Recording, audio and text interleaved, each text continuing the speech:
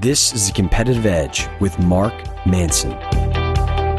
Welcome to The Competitive Edge. My name is Scott Britton, and I'm here to help you answer a question that we all have.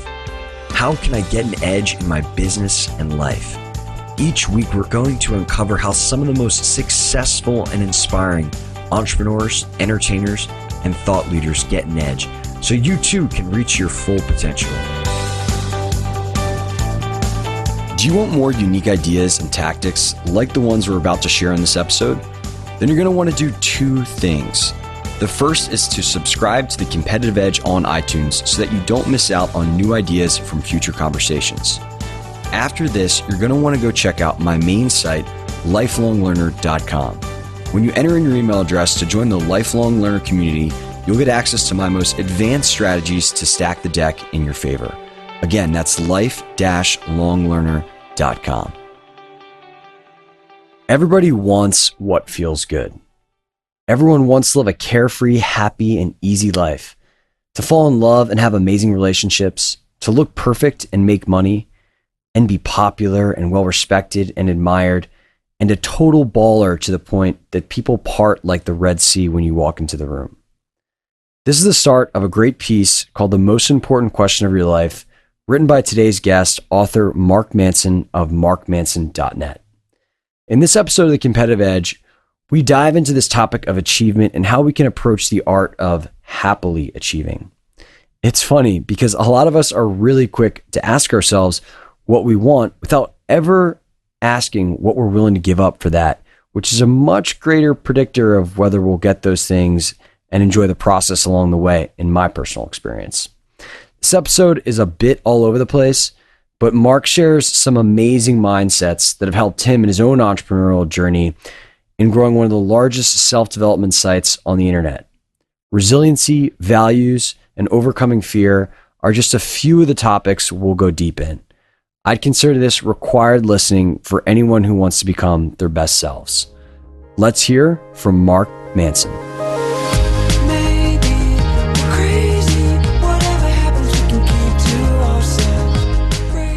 Mark, what's going on, dude? Not much. It's good to be talking to you.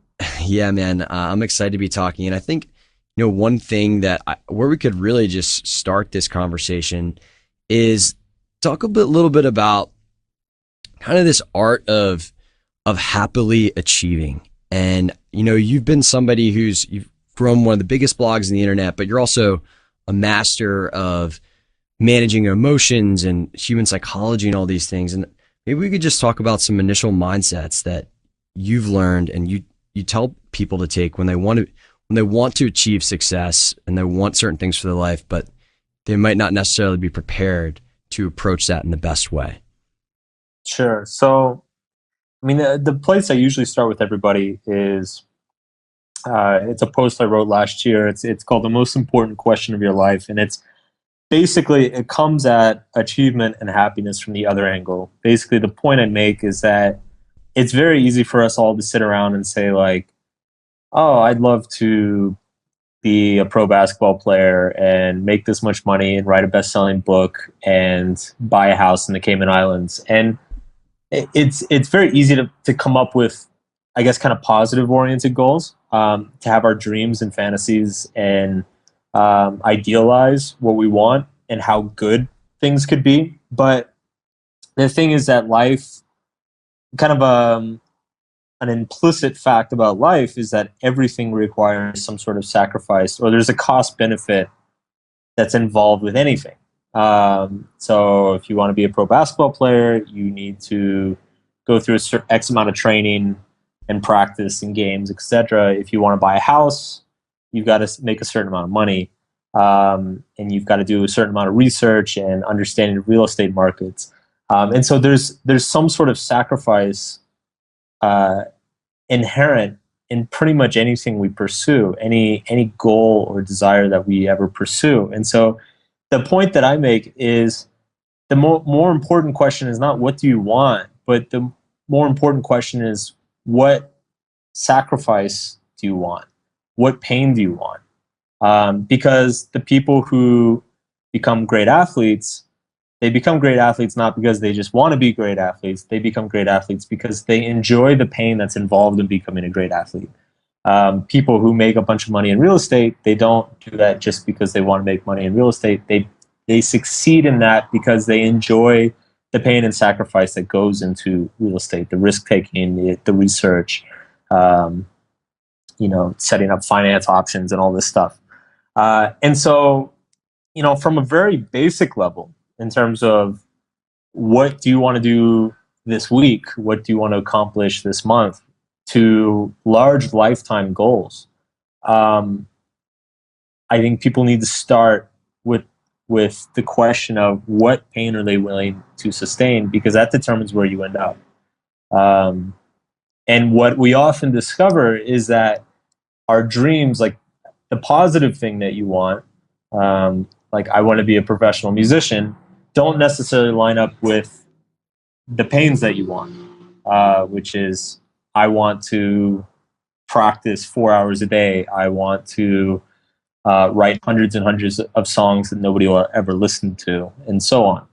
Okay, Mark, that makes sense. But, a lot of advice seems to be like the path to happiness is like the path that doesn't necessarily have pain associated with, kind of this whole like unique ability idea. And I guess I'm just curious, can we learn to love the pain if it's not necessarily in alignment with our ambition? Should we just pursue things that come naturally to us? How do you really think about that question? I think it depends. First of all, I think we absolutely can come to enjoy the pain. I think we just need to see that it benefits us in some way.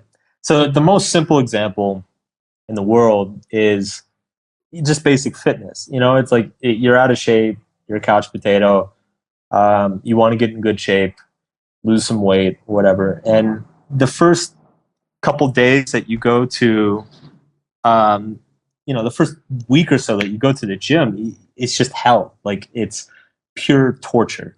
And but the thing is that the people who stick with it, generally they end up enjoying, like they enjoy the soreness. They enjoy doing a set to failure. They enjoy like feeling dizzy when they get off of a treadmill, and like they start to miss that. And so I think what's key there is that the people who actually start learning to enjoy it are the people who start seeing very tangible benefits in progress in it. There's actually a really great book written about this. It's called So Good That They Can't Ignore You. And it's by a guy named Cal Newport. And he basically, the entire book argues against the whole find your passion idea. He basically argues that your passion is created, and the way it's created is through finding something that you make progress at, that you become good at, and that you're rewarded for. And he makes the point that generally people feel passionate about something after they've already put the sacrifice in. Um, they only feel passion for something when there's like some sort of reward or tangible benefit from all the slaving away involved. Just to use an example, when I was younger, I aspired to be a professional musician. Like my whole identity from age 12 through age 19 was being a musician. I was a guitar player, but I also played a little bit of some other instruments. I was in bands. I wrote songs. Grew my hair out. Wore the leather jacket and The whole nine everything. yards, man. Yeah, it was that. It was my whole thing, and I used to practice 4 or 5 hours a day, and it. I got kind of I enjoyed it. I enjoyed that practice time. Like I enjoyed my fingers getting sore. I enjoyed learning like a new scale or a new type of harmony or something like that. And then I actually, when I got out of school, and I went to music school for a year, and it actually came time to like try to go start making some money and like actually, turn a career out of this. Um, it all went to hell for me. And I think it's because the benefit that I was getting, like what my passion actually was when I was a teenager, was the identity of being like the rock guy. Um, and then as soon as you get out into the real world, nobody really cares that you're the rock guy at school anymore.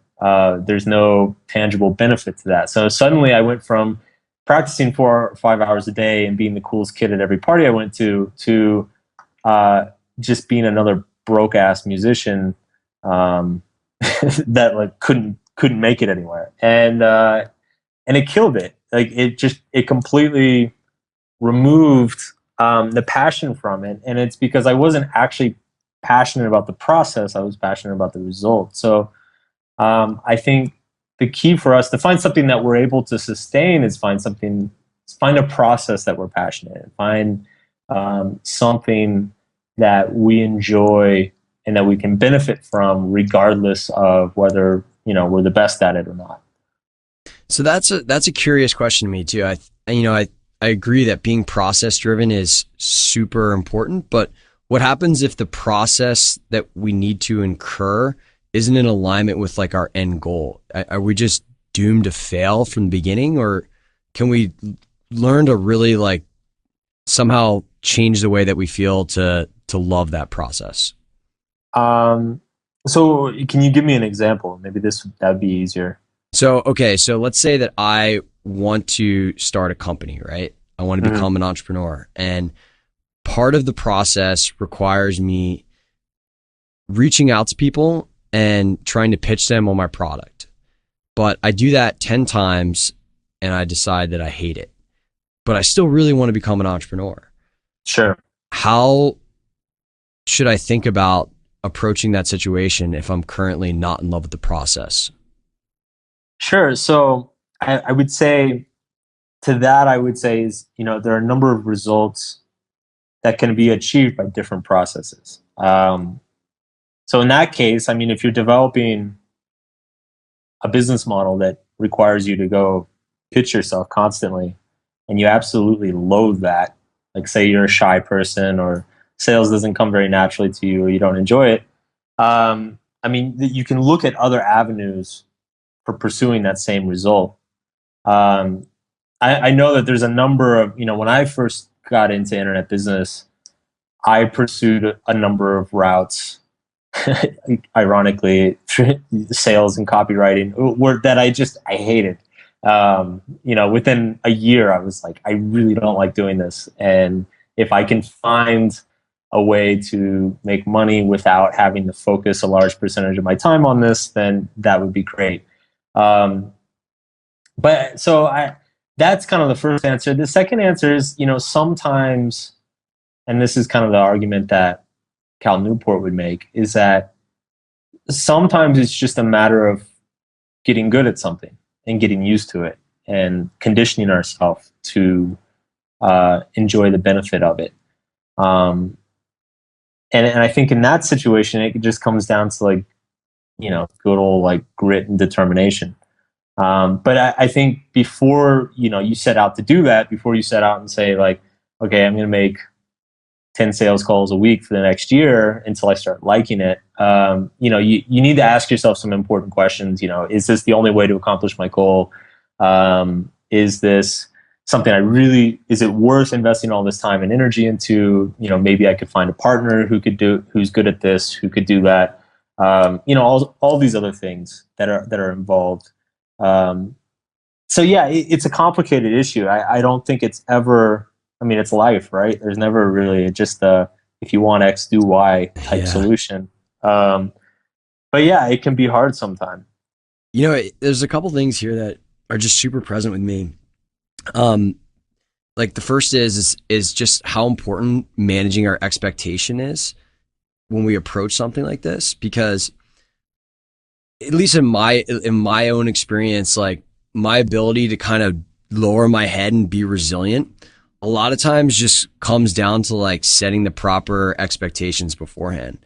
And at least in the realm of entrepreneurship, one thing that somebody like a personal friend, mentor, somebody who's been on this podcast, Jared Colonna, said to me is like, the key is, dude, like if you just realize that this is going to be really hard and that it's going to suck, like it's just going to be a million times easier to persist, because otherwise you're just going to be feel like you're failing and there's no way out, and it's going to make it 10 times harder than it needs to be.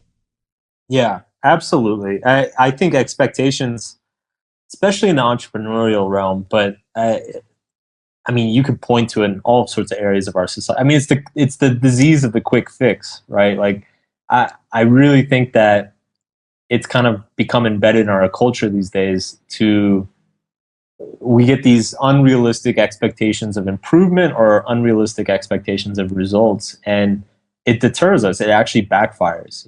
It's like the person who wants to lose 20 pounds in a month. And it's just completely unreasonable. It's the same thing with entrepreneurs. It's like somebody who wants to be making a full-time income within a year. Like, in most cases, majority of the time, like that's a stretch. Like, most people don't achieve that. Uh, and most people are, like, fail and struggle for multiple years when they start out. And that's just something that, I mean, it's funny too, because entrepreneurs like celebrate failure so much, but they don't celebrate being broke and frustrated. So it's, Truth. yeah, and it's funny, like, my girlfriend right now is trying to start an online business, and she's about a year into it. And it's funny because I watch her and I'm like, wow, you're like really making some headway. You're growing really fast. But in her mind, she's like, it's been a year and I still don't have anything. I'm failing miserably. Like, she gets like really upset about it sometimes. And it's just like, no, like, that's the process. That's part of what's expected here. I went through it, you went through it, a bunch of people go through it. It helps to know that when you set out. Yeah, I'd be curious, like, because okay, it's one thing to, it makes total sense, like, yeah, enjoy the process, duh, that's the key. But like, tactically, doing that on a regular basis is really hard to just manage the expectations consistently. Is there any practices that you do to help with that? Anything that you've seen other people do that could be an effective tool? Well, one thing I talk about on my blog a little bit is, and it's actually in an article that I wrote about quitting my job and trying to start an internet business, is I think, and again, this is another kind of expectation or perception that gets in the way, is that people think that negative emotions are necessarily bad. And I have an article on my site. It's called How to Quit Your Day Job and Travel the World, but it's primarily about fear. And basically, the argument of the article is that fear can be beneficial to you. And I write about how when I started out, I basically kind of lived in this constant existential terror, that everything I was going to do was going to fail, and that all my money was going to go away, and I was going to be broken, homeless, and living with my mom. Um, Oh yeah, that sounds familiar. yeah. And that fear, and it's, I've met a lot of entrepreneurs now, and one thing I've noticed is that people who, quote unquote, make it, um, are able to leverage that fear, like leverage those negative emotions. I know with me, it was like that fear kept me up at night, Mm. working at 3, 4 in the morning. That fear, got me up at the crack of dawn. That fear got me, making those sales calls that we were just talking about, that you don't enjoy, you don't like that process. Well, it's like, okay, well, I can be a homeless bum and live with my mom, or I can make 10 sales calls today. The decision suddenly becomes really easy, Oh yeah. even though it's motivated from a negative place. And I'm writing a new book right now, and basically the whole thrust of my new book is this idea that negativity isn't necessarily always bad. And this is a situation, I mean, I think entrepreneurship is a really clear example of where negativity, you must learn how to leverage your negativity, because I think a lot of people kind of get a rosy perception. There's a lot of rosy perceptions in our culture of like, stuff should feel good. It's like, oh, Steve Jobs started Apple in his garage. Now he's a billionaire. Like, that's, if things are ever going to work, then it should just be easy and fun and exciting, and you should feel passionate. And people don't realize that everything you do that is worthwhile always requires struggle. And the key to success is the way you're able to leverage your negative experiences.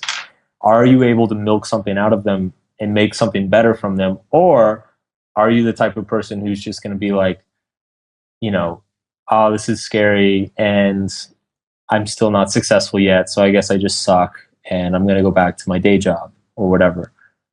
Something you just said really struck a chord with me because actually the way that I'm able to get the most leverage on myself is to tie it to my identity.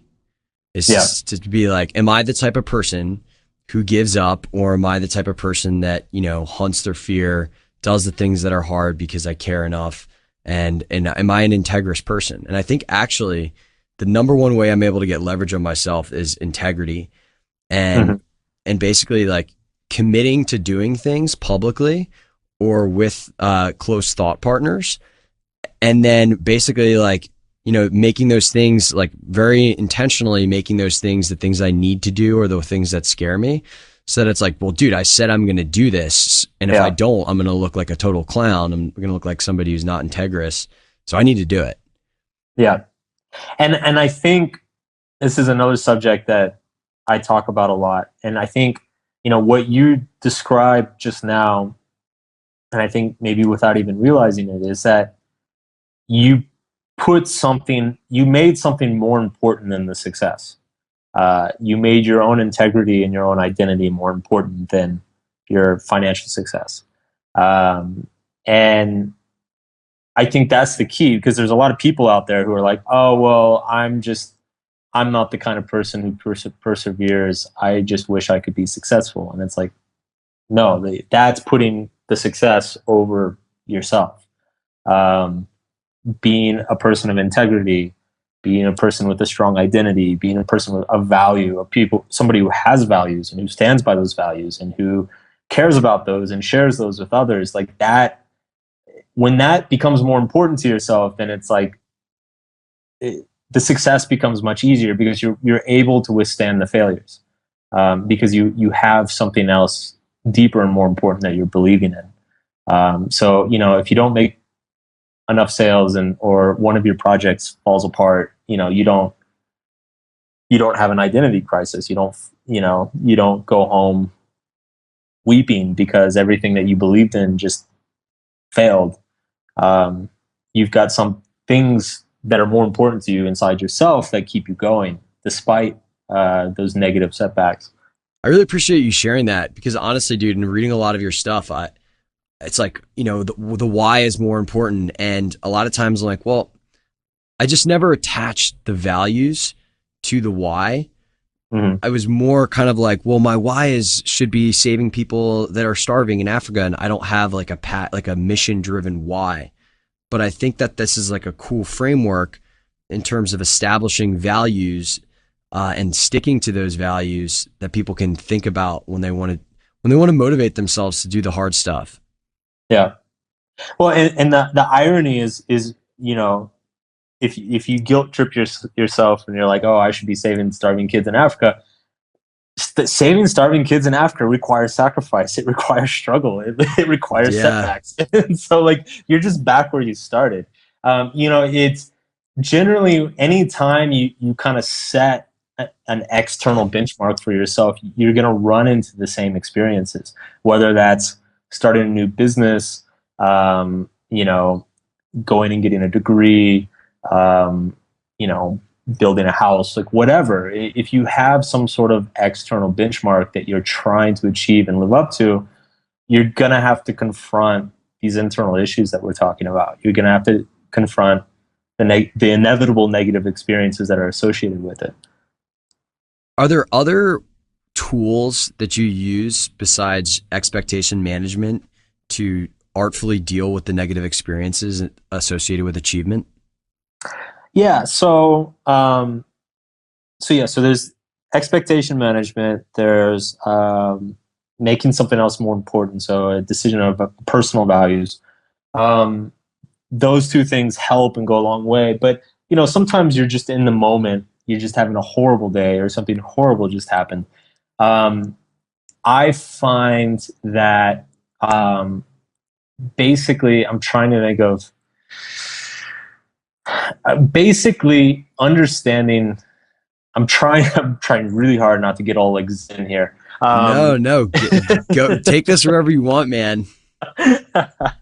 um, basically understanding that, like I said, for me, a statement I said earlier is so important to me, is understanding that just because something is a negative experience doesn't mean it's bad. So, and it's hard to remember that in the moment. But if you can remember that in the moment and remember that everything passes, um, good times pass and bad times pass, successes pass and eventually stop meaning so much to you, and then failures pass and eventually stop meaning so much to you.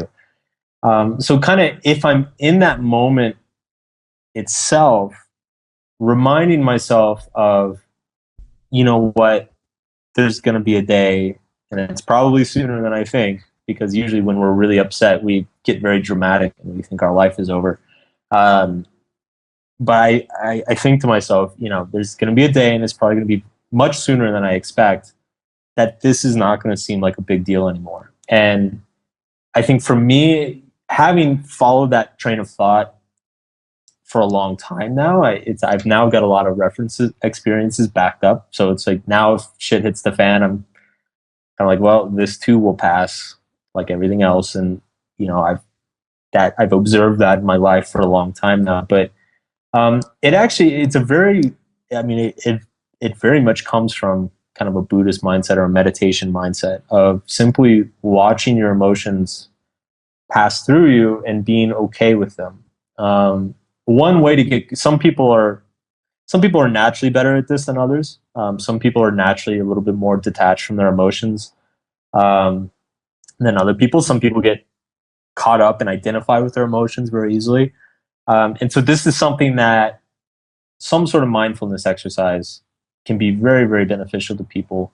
Not necessarily meditation. I mean, every religion kind of has its own version of meditation, but can be meditation, can be just a simple um, mindfulness exercise where you just simply try to be consciously aware of your thoughts and separate yourself from them. Um, but it can be very, very helpful in not getting carried away when something doesn't go right, or not getting carried away and start thinking like, oh my God, I've been working on this thing for 3 months and it's never going to work. It's never gonna, like, my brother who was telling me I was going to be a failure is right. And, just buying into all this like mental chatter that goes on. Um, I think it's a very, very important skill to cultivate in ourselves. Yeah. Do you ever do like self pattern interrupts? I do. I've never used that language to describe them, but yeah, I think I know what you're talking about. Yeah, it's I guess just the premise is sometimes and all this stuff is very similar. People just call it different things, like you just alluded to. But when I notice that I'm going down the trail of like, oh my God, this isn't going to work. Oh my God, everything's going to fail. I'm going to have to move with my parents. Oh my God, I'm going to have to work for somebody else, and the rest of my life's going to be spent in slavery. Like the common thing that a lot of entrepreneurs think, and that it kind of like snowballs a bad thought, is just like having a go-to mechanism to just like basically get yourself to stop thinking about it. Yeah, absolutely. And for me, like it's just picking words that make me realize like how silly the thought is. And I'm just gonna go ahead and say it. It sounds really weird, but whenever I like notice myself doing that, for some reason the word silly goose just makes me like really happy, because I think of my friend just being like, stop it, you silly goose. And I'll just say that to myself. I'll just be like, I'll just interrupt that thought pattern and going down that trail of just being like, stop it, silly goose. And it just completely changes the game and gets me smiling and laughing. And next thing I know, I'm happy again. That's awesome. Yeah, actually, um, there's kind of a new type of therapy. It's called ACT. It's called acceptance and commitment therapy, and they have techniques in there, and I think it's actually kind of taken from NLP. But um, there are techniques and there's like research behind this that if you take somebody who's very upset about something, if you take a very upsetting thought or something that causes somebody a lot of stress, a lot of anxiety, etc., and if you just kind of put that thought into a sentence in your head, like say like my business is going to fail and I'm going to have to live with my mom. And if that sentence causes you a lot of anxiety and a lot of stress on a day-to-day basis, what they've found is that if you kind of put that sentence in your mind and if you like read it, if you like your inner monologue that reads to yourself, if you read it to yourself, like say in like a Bugs Bunny voice or like a cartoon voice, Mm. or if you like blow up the sentence in like really colorful balloon letters with like swirls and candy canes coming out of them and all this stuff, suddenly people feel better about it. And they've observed this repeatedly. They feel less attached to it, more at ease about it. And this is another form of kind of the mindfulness exercise that I was talking about, is like being aware of your own thoughts and being able to kind of play with your own thoughts instead of just being completely tied to them at all times. So I'm curious, man, what are the values that you're willing to struggle for as an entrepreneur, as a thoughtful guy? Oh, that's a good question. I have I have a couple of values that I feel very, very strongly about. One is authenticity. And so if I see something, if I see something going on in say pop culture or in my community on the site or with readers and that email me or people in my personal life or myself, and my bullshit radar kind of goes off, I feel very, very, very strongly that it should be pointed out. And I don't mean like a nitpicky, but I just mean like um, in just a very honest way. And if you look at a lot of the articles on my site, a lot of them are kind of like, hey guys, let's not kid ourselves. For instance, I've got a recent article called "Love Is Not Enough," and basically the entire article is like, look, love's great, everybody, but you know, if you base all of your relationship decisions only on love, then you're gonna end up getting screwed over. Like you need to think about these other things, and that just comes from there are people in my life that and myself previously, like I made really dumb decisions based on love, and I see other people in my life making dumb decisions based on love, and so there's just a very strong value of like somebody needs to say this, um, and it might as well be me. So that's a big value of mine. I have a very, very, very big value of personal responsibility. And what I mean by that is that I strongly believe that we are responsible. Each individual person is responsible for all of their thoughts and feelings and behaviors. Um, I think that is something that is very subtle, and that most people, I think, either completely screw it up or you know slip up now and then. But it's very common in our culture to, if my friend says something that makes me, pisses me off, my initial reaction is, you piss me off, you shouldn't say things like that. There's a personal responsibility and accountability there for my own emotions and my own reactions. I don't get to determine his behavior. I get to determine my behavior and my feelings. Um, so that's a big core part of my message and my own life that I try to spread. Um, If someone yeah, right now is listening to this and they're not taking control of their life, what's the first thing they should do? Because I mean, that to me, when you say personal responsibility, it's the same exact thing as like I take control of my life experience. the first thing, if people feel out of control and out of like their life is running them and not the other way around, the first thing is take responsibility for everything that happens to you, every feeling, every emotion, every experience. Um, Now, people's argument to that is always like, well, I don't control what happens to me. I could get hit by a car. It's not my fault. Sure, it's not your fault. But there's a difference between fault and responsibility, and I think that's where a lot of people get mixed up. Um, if you get hit by a car tomorrow, is it your fault? No. Is it your responsibility? Yes. You just got hit by a car. You got to get better. It's your responsibility to get better. Like, it's simple as that. Nobody else is going to make you better for you. You have to decide to get better. Don't you love how people just point out edge experiences like to be like an anecdote against like any like well-known truth that might cause them to change a behavior? Yeah, I mean it's a valid philosophical argument, and I understand people's resistance to it is massive because it's a scary thing to suddenly be responsible for yourself. Um, the way I describe it, uh, I've got a chapter about it in the book I'm writing. The way I describe it in there is that you are always choosing. So you are always choosing how you're reacting to your experiences. You are always choosing what you're thinking. You're always choosing what you're feeling. You are always choosing what your behavior is. And even if you choose to not choose anything, that is still a choice. You're still choosing. You're always choosing. Even if you choose that none of it is your responsibility, none of it is your fault, none of it, that is a choice. You're always choosing no matter what you do. And so you might as well start choosing things that benefit you, things that help you.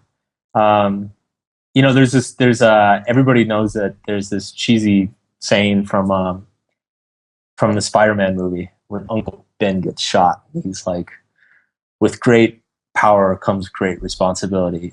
And it's like this like super deep philosophical thing in a Marvel movie. And but I think you can flip that around. You can say, with great responsibility comes great power. When you take responsibility for everything that goes on in your life, when you choose, I got hit by a car, it's my responsibility to get better. Stock market crash, it's my responsibility to recover my wealth. Mom got struck by lightning, it's my responsibility to make sure she's okay and make sure the family's fine. Like, the more you take on, the more you empower yourself to do, and the more you empower yourself to control. So Yeah. yeah, that's step one, I think. I think even just like deciding to be the type of person that takes responsibility all of a sudden coerces action. Yeah. Because it's like, wow, geez, if I control all of this and I'm not happy, I need to do something because like I'm the person who gets to decide how awesome my life is or not. Yeah. And I want to throw something on that too. It sounds like what you're describing too is it sounds like you're very much able to decide, I am this type of person and I'm going to go do that. And what I've seen a lot of people struggle with that because they'll tell themselves, they're like, okay, I'm a responsible person. And then they go sit on the couch and they're like, but I don't feel responsible. And, after 2 or 3 days, they come to me and they're like, yeah, I decided to be a responsible person, but I just didn't feel responsible for anything. And so it didn't work. And again, the point I make is that just because something feels bad doesn't mean it is bad. Just because you feel like you're not responsible doesn't mean you're not. Just because you feel a certain way doesn't mean you are that way. So you can choose to be responsible and still not feel like you're responsible, still not feel like it's your responsibility. But you have to continue to make that conscious choice repeatedly in each situation against that emotional resistance that you're facing. How do you think about just building? Because a lot of this, it really just, I keep hearing, like coming back to the word like resiliency, resiliency, resiliency. Like, how do you think about building resiliency in your life? Well, a lot of it is it's kind of beneficial to think of it in terms of a muscle. I think one thing that you could say, one thing that kind of backfires in today's society is that everything is so easy, and I guess like a quick fix is that it's made us soft, and we haven't built up a resiliency as we grew up. Normally school is supposed to do that. Before grade inflation and everything, before everybody got a trophy for showing up. Seriously. Um, you're supposed to build resiliency over the course of your life through facing setbacks and facing struggles. And I think in the last generation or so, I guess our parents, their generation, decided that nobody should, I think not to go on a political rant, but like, I think it's a kind of a cultural trait of the baby boomers was very much like, and even their parents' generation is that nobody should struggle. Everything should be fun and easy and happy.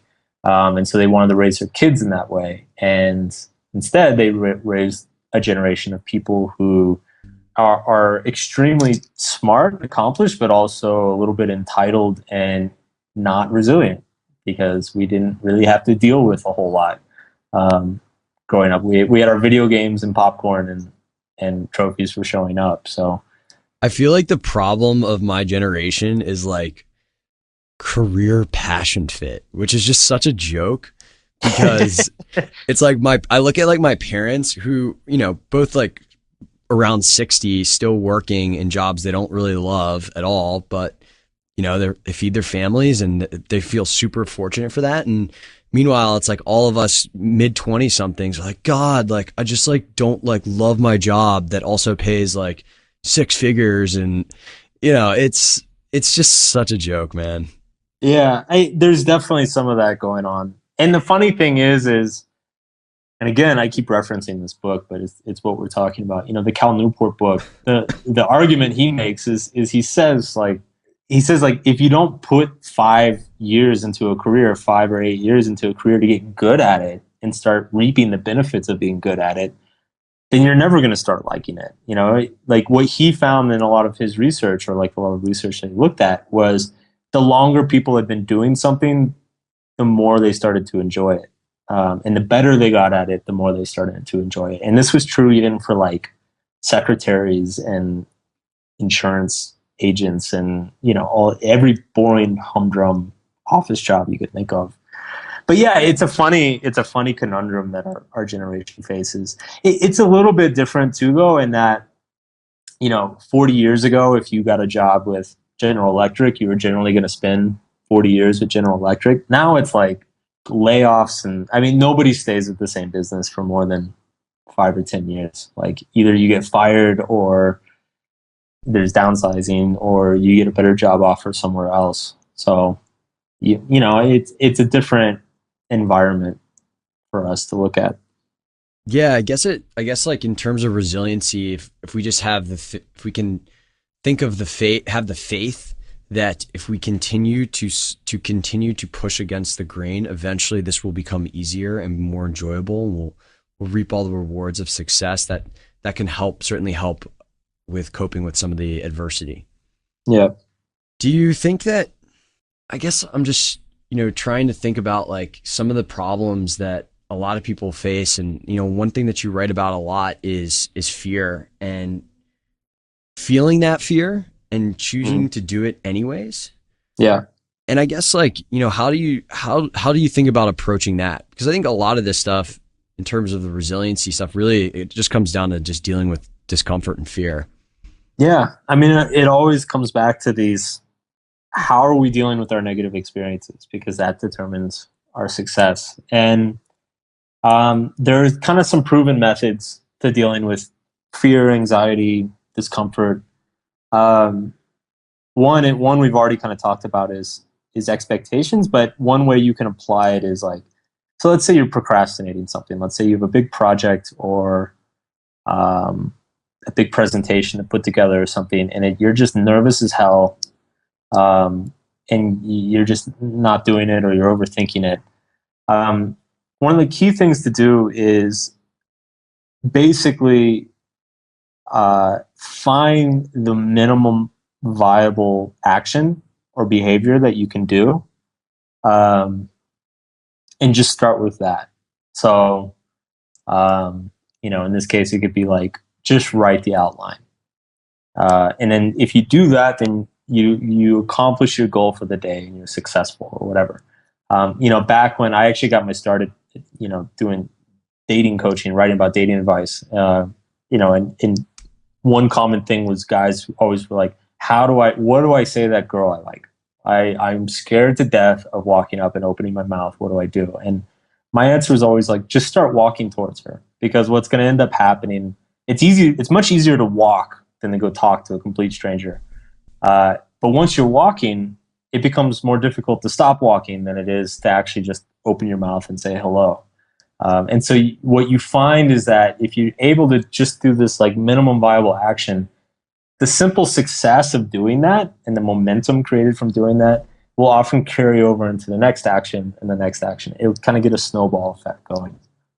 I like that. It reminds me of this story I heard, and it's like a personal thing that I always say to myself is this guy wants to go to the gym and he rides his bike to go to the gym. And, if he could just convince himself to walk to his bike and to get on the bike, he know that he'd go to the gym and have an amazing workout and feel better. But like, instead of like thinking so much about the gym and like the physical duress that he was about to incur, he shifted his focus to just walking over towards the bike. And that always made it 10 times easier for him to go to the gym. Yeah. And to win that like mental battle that he faced. So for me, like, I know that whenever I actually did it this morning because I had a big weekend out here with a bunch of friends and I was pretty exhausted, didn't treat my body the best. And I was just like, man, just get on the bike. If I can just get on the bike just to start being productive today, I know I can. I know that I'll eventually end up in the place where I want to be, which is the satisfaction of being productive and getting some things done. Absolutely. Mark, so I know that you have a new book coming out. I know this conversation has been so valuable because a lot of this stuff, just the emotional management, just doesn't get talked about enough. And I really feel like that's the secret sauce to success, to happiness, to achievement. And I'm just really appreciative that you came on here today, man. And I know that this is just a small sampling of some of the awesome stuff that you write about on your site and in the book that's coming out. If people want to get more information on both of those things, where's the best place for them to go? Just go to markmanson.net. I just encourage people to check out a few articles. If you look at the menu on my site, I've got a list of best articles to start with. So yeah, read a few of my articles. If you enjoy them and if you've enjoyed the things I've been saying here, then sign up for my newsletter. And I keep in touch with people through that. So that's the best way to go about it. Awesome, man. Yeah, and I highly recommend as you pan through those articles, the one that I really enjoyed, particularly relevant to this episode, is just the most important question of your life. So make sure to check that one out. Mark, thanks so much, man. It's been a pleasure having you on the show. Thanks, Scott. It's good being here.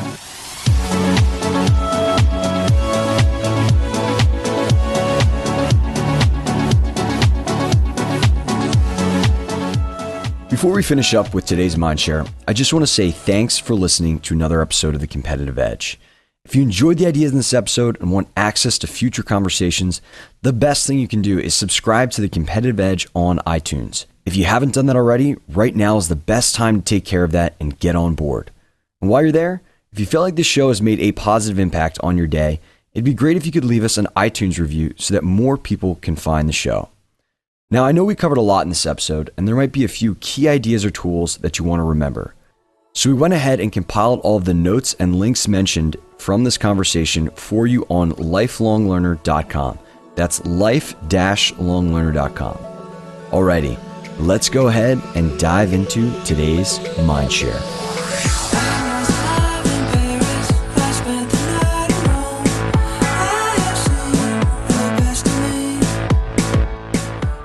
Hey guys, I hope you enjoyed that conversation with Mark Manson. He is such a thoughtful guy, and I highly recommend going over to his site and checking it out.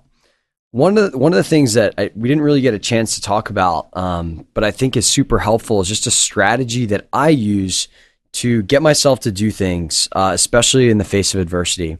And this kind of stems from the principle that, to change kind of the way that we perceive the world is just what we choose to focus on. And what we choose to focus on is often a function of the internal words that we use to describe things. And for me, like, there's self-talk is just such a amazing thing to master. And some of the things that I try to be acutely aware of is using words that change how I feel about certain things. And because certain words just have like incredibly and strong emotions tied to them. And when we find a word that makes us, that moves us, that really punches us in the gut, you want to hold on to that word and use it to your advantage. So for me, there are certain words that I can bring up and I can tie these to the action that I'm about to take, and it's going to get me to do something or not do something. And you can do this in a negative way, or you can do this in a positive way. And this might be because I have such strong, my actions are just so strongly tied to my identity. But a lot of times, like for example, when there's something that I don't want to take, an action I don't want to take that I'm tempted, 3 words that really come to mind are pathetic, coward, and playing small. So let's say that I decided that I don't want to get out of bed. I don't want to do work during the day. I don't want to be productive, or I don't want to go to the gym. One thing that I can get leverage on myself is by using these words and saying, is this pathetic that you're not willing to go to the gym and work on your fitness so that you can live a longer life? Are you being a coward by choosing to stay in bed all day instead of actually not that I really ever do that, but instead of choosing instead to work hard so that you can create an amazing life for the people that you care about and have an impact on the world? And when you have these type of words, like, it's just incredibly powerful. Like, when you ask yourself if you're being a coward or not by not taking the action you should take, you're going to be more likely to take that action. And I know that this might seem like an incredibly negative process to somebody, but no, I'm not calling myself pathetic or coward, or asking myself if I'm playing small, because that's another one that I like. But I'm just asking myself, is doing this particular thing representative of that trait? And this is just an amazing way to get your leverage on yourself to do things that are hard, that oftentimes are not the natural way for us to go, because there's some resistance there. Another thing you can do is the same thing with positive words. Like, words that I really like are integrity and proud. So if there's something that I want to do and I'm not doing it, I can ask myself, like, will doing this make me proud?